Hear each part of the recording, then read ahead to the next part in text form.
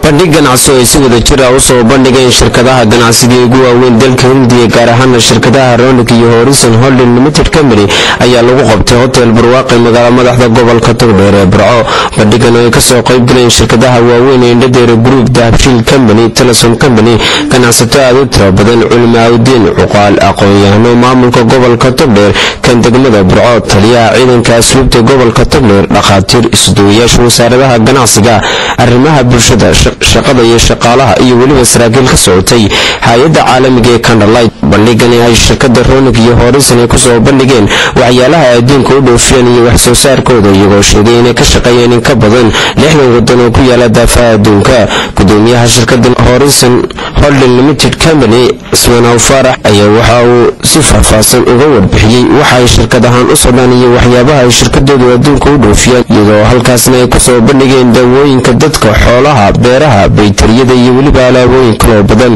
wuxuuna sheegay sarkaalkan in shirkada ugu weyn ee wadanka Hindiya Rolex Group Company ay wadanka u timi sida ay xiriir ganacsi ula sameyn lahayd ganacsatada dalkan Somaliland, isla markaasna ay xarumo ugu furan lahaayeen gobolada dalkan Jamhuuriyadda Somaliland. barasaabka gobolka Togdheer Yaasiin Maxamed Cabdi oo furitaankii bandhigani ka hadlay ayaa isna dhinaciisa aad u soo dhaweeyay ganacsatada caalamiga ee dalka u timi inay xarumo ganacsi ka furaan isla markaasna maalgashadaan. wuxuuna sheegay barasaabka gobolka Togdheer inuu aad ugu faraxsan yahay in ganacsato caalami ay timaado dalkan Jamhuuriyadda Somaliland, isla markaasna ay maalgashi ku sameeyso una aamineen uguna soo dhiiradeen dal yar oo wali la aqoonsan. kusumaha duqa degmada Burco ahna xogayaha dawladda hoose degmada Burco, Ismaan Maxamed Sheekh, oo isna halkaas ka hadlayay soo dhaweeyay ganacsatadani. wuxuuna sheegay in deegaan ahaan ay soo dhaweynayaan cid kasta oo maalgashi iyo ganacsi ku sameynaysa gobolkan Togdheer, isagoo dhinaca kalena xusay in dawladda hoose degmada Burco ay si mug leh ula shaqeyn doonto ganacsatada una fududeyn doonto waxyaalo badan.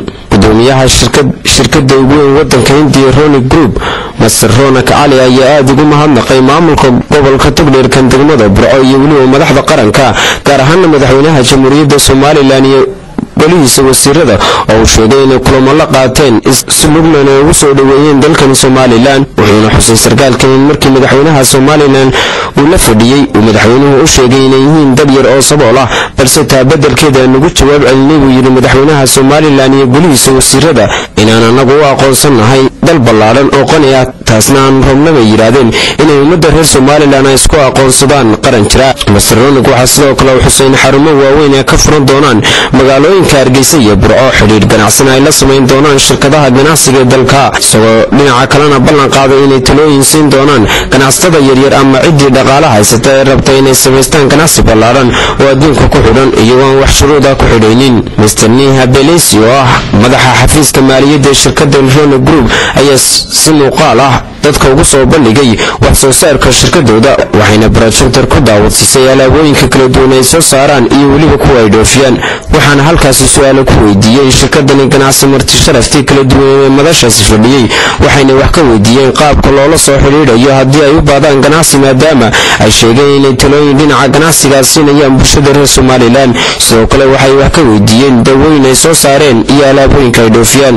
waa markii ugu horeysay shirkad ganacsi oo caalami ay soo gaadho dalkan Jamhuuriyadda Somaliland, isla markaasna ay dalkani ka sameystaan xarumo ganacsi. Maxamed Ibrahim Xasan.